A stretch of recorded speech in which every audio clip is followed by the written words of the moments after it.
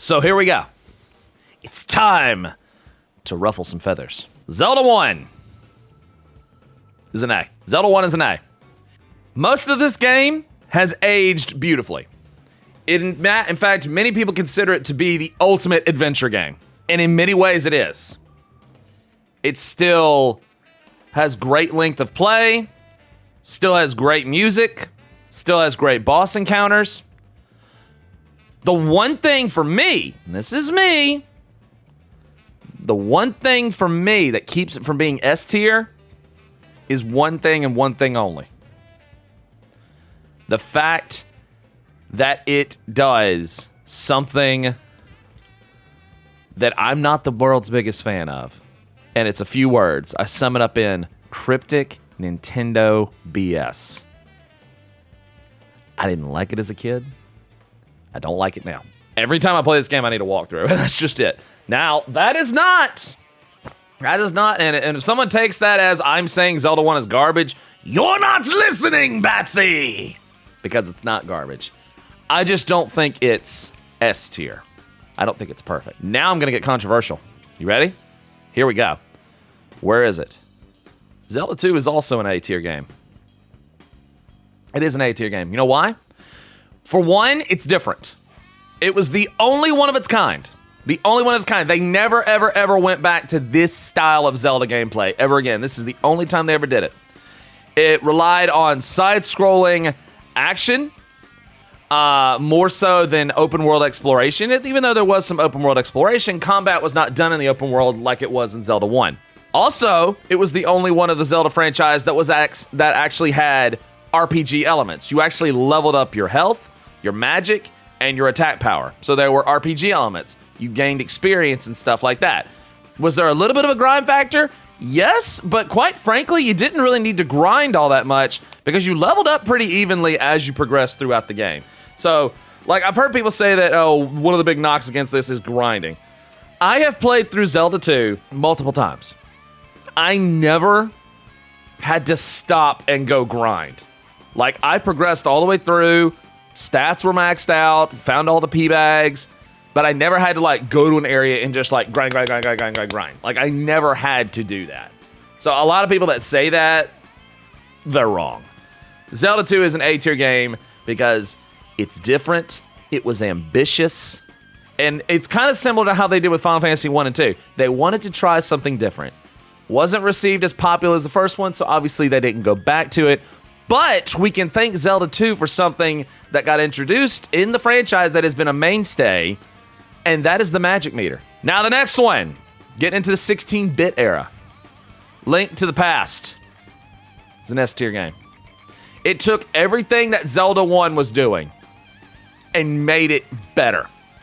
Some people might complain that this is when the franchise started to get linear, but in my opinion, there's only been 2 games that did absolute sandbox open world, and one of them is addressed later, and the other one is Zelda 1. But that's my thing, is I don't think the pure Zelda experience is open world sandbox, go wherever you want. Because the linearity in Zelda is not a bad thing, because there are plenty of great Zelda games that still had a more linear approach. There's nothing wrong with a Zelda game being linear. But that being said, this game still offered so much more when it came to exploration. There were so many secrets in the game. There were so many hidden, items and stuff like that, and hidden places for you to explore and use your tools to find, like heart containers and bottles and other items and stuff like that. In fact, one of the dungeon bosses near the very end at Turtle Rock, there was an item you actually needed that was completely set off to the side that you actually had to go out and explore to find in order to beat that boss. You actually had to go around and explore and find it. And it was really cool. So they still retained some of that open world. 2, this was the first time they really expanded upon the lore as far as it being this great big epic. Because 1 and 2, while they were great, the story had not gotten into epic quality yet. This was also the first time that the name Ganondorf popped up in the franchise. And 2, this was also one of the first times that in-game, another character referred to him as Link. They didn't do it in Zelda 2, and they didn't do it in Zelda 1. A character in-game did not refer to him as Link. In fact, the only speaking that was done in Zelda 1 was, buy something, will ya? It's dangerous to go alone. Take this! It was stuff like that, but it was never, Link, go do this! It was never that. So this was the first time they actually addressed the character by name, or whatever name you gave him. Link to the Past is the one that I go back to the most often. It's also the one that I consider perfect. Like, I have no issue with this game. Everything from beginning to end, A to Z, everything about Link to the Past to me is perfect. Link's Awakening is an A-tier game. Link's Awakening had nothing to do with Ganon, had nothing to do with the Triforce. It was a complete different story from what had been told. You went to Koholint, you fought through the dungeons on there, you explored Koholint to gather the instruments of the wind, to wake the windfish, and escape the island. It is only at the end that you discover the whole island was an illusion.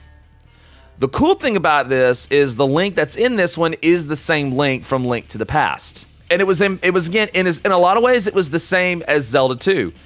They wanted to try something different. They wanted to do something different. They wanted to do something ambitious. That is why it's an A-tier game. I don't consider it S-tier just because there are a few things, in my opinion, that do hold it back. One, just the overall limitations of the Game Boy, and that's pretty much it. Because for what it was, they managed to get a full-fledged Zelda experience on the Game Boy.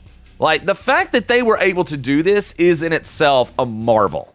It really is. On the other hand, I think another thing that does hold it back from being an S tier is the fact that it's not as long as the other Zelda games. It's not really long, it's kind of short. And like, once you figure out your way to go, you can fly through Link's Awakening pretty fast. However, it did introduce the concept, or a wider range concept of side quests that were started in Link to the Past. They also introduced swapping out your weapon not being stuck on, or your sword not being stuck on one button. In fact, you could completely disarm yourself from the sword and put any of your inventory items in your A or B button slots and have that be like your loadout. It was the first time they'd done it, and in my opinion, that was a really ambitious thing to do, and also is a really cool way to keep the game fresh. Link's Awakening is a wonderful A-tier game. Ocarina of Time.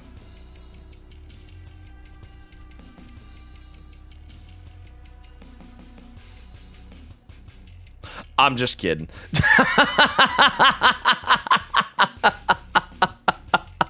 I'm just kidding. No. I am one of those that will always consider Ocarina of Time to be a masterpiece. I am one of those that considered it. It is flawed. It's not perfect. Because in my opinion, Link to the Past has aged better than Ocarina of Time has. A lot of that has to do with the fact that it was a 16-bit game, and 16-bit games just tend to age better than the 64-bit games. They just do, because it's easier to work with pixels than it is with polygons. However, that being said, despite its flaws and despite the fact that not a lot of Ocarina of Time has aged well, the fact is it was their first venture into 3D Zelda, and they knocked it out of the park. And they knocked it out of the freaking park with this masterpiece of a game.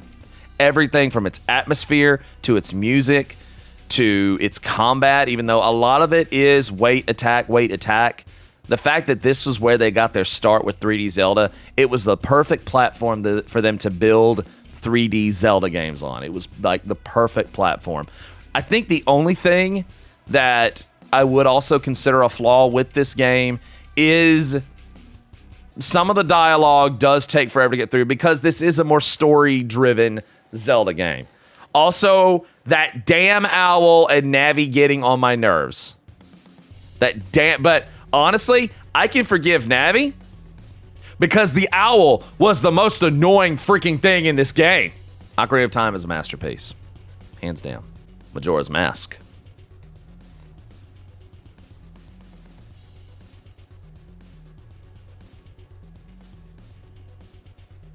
Is an S-tier game. Why? As I said with Link's Awakening and Zelda 2, Majora's Mask is ambitious and it's different.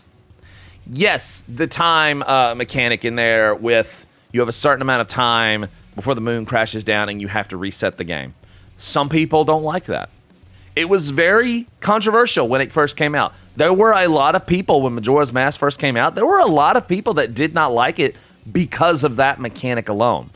But once you learned to manage it, once you learned to work your way around it and slowly but surely progress through the game bit by bit, and learning how to manage your time and learned the tricks of like slowing down time and stuff like that, it actually turned out to be not only an epic experience, but one of the darker Zelda games that they ever constructed.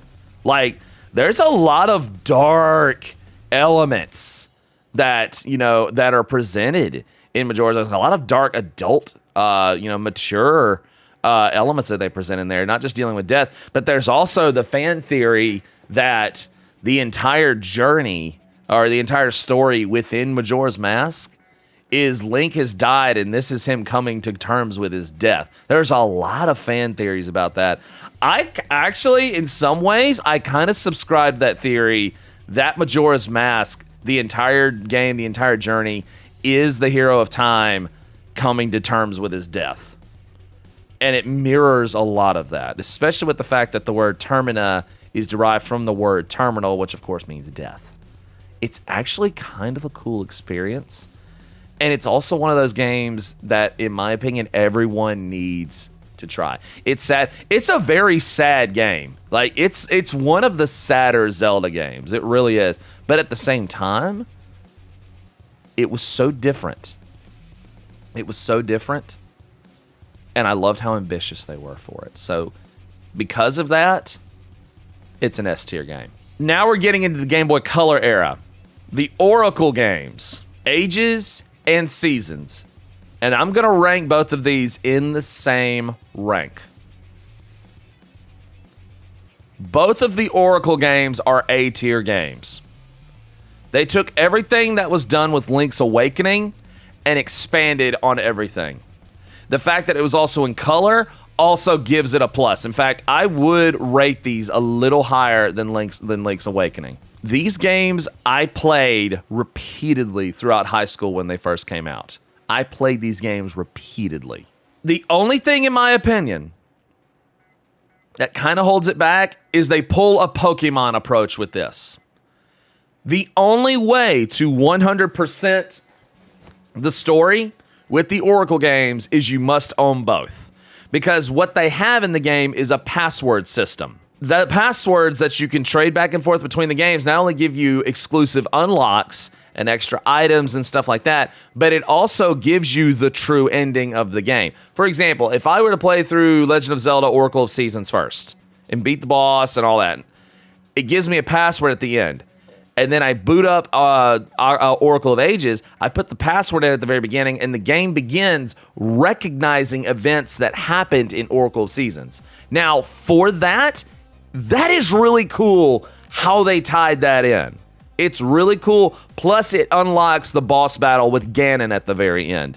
So because of that, very ambitious title. It does not get to quite be an S tier title because, like I said, they took a Pokemon approach, and if you wanted the 100% experience, you had to own both instead of it being a complete package. So that is something from a consumer standpoint, that is something, in my opinion, that does kind of hold it back a little bit. I say this as a guy that owned both of these games. So you can kind of take that for what it is, but like I said, still great games. New concepts, new items, combat that was great in Link's Awakening. The same swapping out your items and weapons on the B and A button. It was a great game. Plus, they threw in like characters from Majora's Mask and Ocarina of Time in there as well to, tie in with it and whatnot. Also, this Link that was in the Oracle games was the same Link from Link to the Past and Link's Awakening. In fact, the order of those games goes Link to the Past, Oracle of Ages and Seasons, Link's Awakening. It's the same Link. And they refer to like this little trilogy right here, they refer to it as the Trials of the Triforce, where this Link is being tested. So, cool little bit of trivia right there. Now we get into GBA territory. And let's start off with Link to the Past, Four Swords.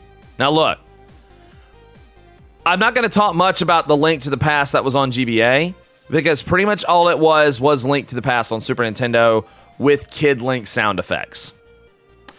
The big thing on here was the Four Swords game, which was the multiplayer game where you and your buddies with their Game Boy Advances could use the link cable and hook up and do randomized dungeon type adventures and whatnot and work together to get through dungeons, get rupees. And in that respect, that was a cool way to introduce co-op into a game like Zelda, which had been primarily single player up to this point. Unfortunately, that's about all it did. It was a cool little package that it had with one of the best Zelda games of all time, but that was about all it presented. The co-op, especially, it was hindered by if you didn't have a friend that had the game and you didn't have the link cable, you couldn't even do Four Swords properly, and I don't even think you could do it at all. So that is one thing that does kind of hold it back. But I would still consider it to be a B-tier okay title. Now, the next one, on the other hand, Minish Cap was amazing. It built off everything that they had done up to that point, expanded upon it, and then used the idea of the Minish Cap to shrink down into a smaller world and explore things like that. Plus, Minish Cap is actually near the beginning of the timeline. It's actually near the very beginning of the timeline before a lot of the events happen later on in the Legend of Zelda franchise. So because of that, and because of the cool story, and plus this was also where they started introducing the villain Vati, which would appear in some of the Four Swords games. So because of that, Minish Cap is a great Zelda game. And a lot of times, Minish Cap actually gets forgotten, believe it or not. A lot of people tend to forget Minish Cap and what it did, but I thought Minish Cap was a great game. GameCube, baby! So, there are 3 games from Zelda that came out on the GameCube. There were 3. Zelda, Four Swords Adventure, Wind Waker, and Twilight Princess. Some people, when it comes to these 3 games, these, in my experience, these have also been very divisive games. Some people adore Wind Waker. Some people didn't care too much because of its art style. Now, I'm going to be upfront. I was not the biggest fan of Wind Waker's art style. It is cute, but I loved the grittier style that they were going for with Majora's Mask and Ocarina. But graphics aren't everything. Graphics aren't everything. The gameplay, the exploration, and the story they told with Wind Waker, despite people being divided over its art style and graphics, Wind Waker is an S-tier game. It took everything that they started. I said this earlier, that Ocarina of Time was the perfect platform for them to build the 3D Zelda games off of. And in my opinion, the next step, the next giant leap in 3D games was done with Wind Waker. They took the combat that was in Ocarina, they refined it, they smoothed it out. They took the exploration and expanded upon it. The fact that you were traveling across the ocean in your boat and whatnot and encountering enemies and finding treasure out there. So it opened up, not only opened up, but brought back a lot of the old school Zelda exploration of going in, I don't want to say going in blind because that might make somebody mad, but going out there into the unknown to find things. Plus, it really nicely wrapped up the story of the Triforce in that particular timeline. So because of all of that, and plus it had a shit ton of tie-ins to Ocarina of Time and the story that happened there. So because of all that, Ocarina of Time is an absolute, not Ocarina of Time, Wind Waker is an absolute S-tier game. It is an absolute S-tier game, hands down. Hands down. Four Swords Adventure is a B-tier game. It's okay. It's kind of forgettable, But it is cool that it's a Four Swords game that you can play alone.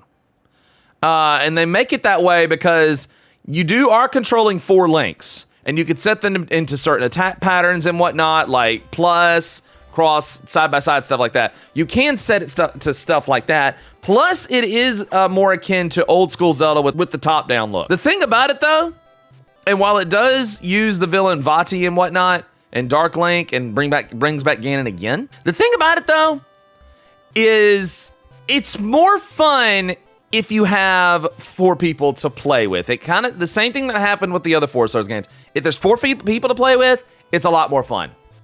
It's a lot more fun. The thing is, it's also not a very long game. So because of that, it kind of gets into a B tier. I've played it a few times over the years, but I've never really felt the desire to go back to it. That doesn't make it a bad game, though. It's still a pretty decent game. Twilight Princess. They went back to the 3D as far as Zelda was concerned. They introduced a brand new character. They introduced a furthering of the story of Ganondorf and the Twilight people. They introduced a darker atmosphere. They actually made Zelda have a lot more depth to her character. It does retain some of the old school stuff from Ocarina of Time that has not aged very well. That being said, it's also one, while I enjoyed it, I haven't replayed it as much as the others. However, the story of Midna gets really good.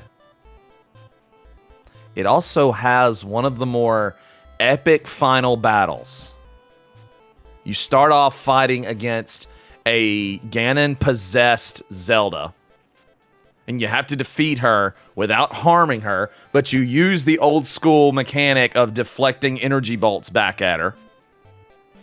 Then you fight Beast Ganon in his true beast form. Then you go on horseback and fight Ganon while on horseback, while Zelda finally gets in on the combat and starts shooting arrows at him. Then you have this climactic one-on-one battle with Ganondorf in a hand-to-hand, sword-to-sword, surrounded by fire, epic climactic battle. With everything I've said, I personally believe that when it comes to Twilight Princess, it is in fact not only an evolution of what was started in Ocarina of Time, it's a better game than Ocarina of Time is. It took everything from Ocarina of Time and kicked it up to 20. It took every element that was introduced in Ocarina of Time, refined, redefined, smoothed out, and expanded upon. This was a huge game. This was a huge game. Like, unbelievably huge game. Like, I didn't think there was a Zelda game that would be this huge. It was huge until one that happens later on happens. The shifting back and forth of wolf form expanded upon the exploration. The sword arts that were introduced into this, that you learned throughout your journey, made combat even more expansive and fun. Combat was extremely fun in Twilight Princess. Because like I said, everything that was Ocarina, they expanded on it. That's why at the end of the day, I think Twilight Princess is not only a proper next step in evolution from what was started with Ocarina and went into Majora's and went into Wind Waker. Twilight Princess was not only a proper evolution, in many ways, it became a better game than Ocarina did. That does not mean Ocarina is a bad game, though. But at the end of the day, Twilight Princess has aged a lot better than Ocarina has. It has aged a lot better. And that says a lot. That can say a lot to the longevity of a game. Twilight Princess, absolute S tier. Now we get into the Wii and DS and 3DS era. And I'm just going to be for real with you guys and gals. Phantom Hourglass. Hated this game. I hated this game. I hated it. I absolutely detested this game. The number one thing I hated about it, it had nothing to do with the art style, that it was a continuation from Wind Waker. I hated it because the entirety of your control scheme was the touchpad or the touchscreen on the DS. This game, I felt in so many ways, instead of being a proper Zelda title, was just an excuse for Nintendo to show off their touchscreen tech. The problem with that is this. In order for Link to attack in this game, you had to do swiping motions with the stylus or your finger on the touchscreen. Well, what happens when you start doing that too much? You scratch the screen.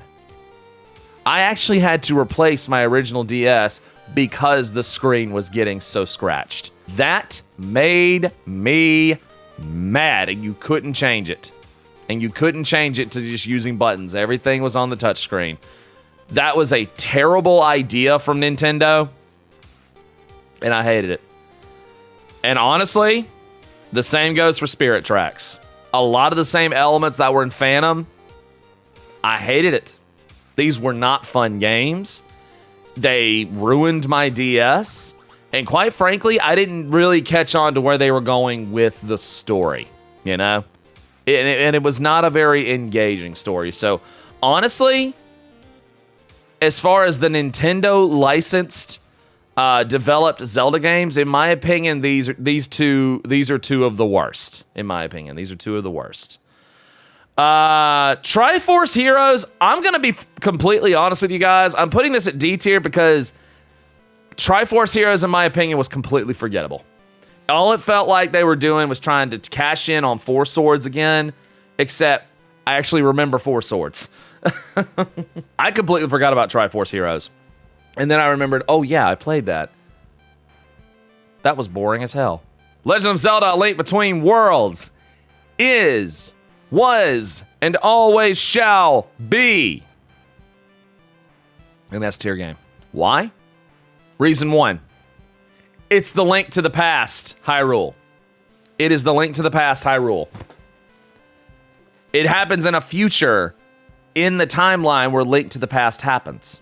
It's a completely different Link, though. It utilizes the Dark World, Light World theme. Then it uses the painting mechanic that allows you to press yourself against a wall and further explores or opens up the exploration in the game.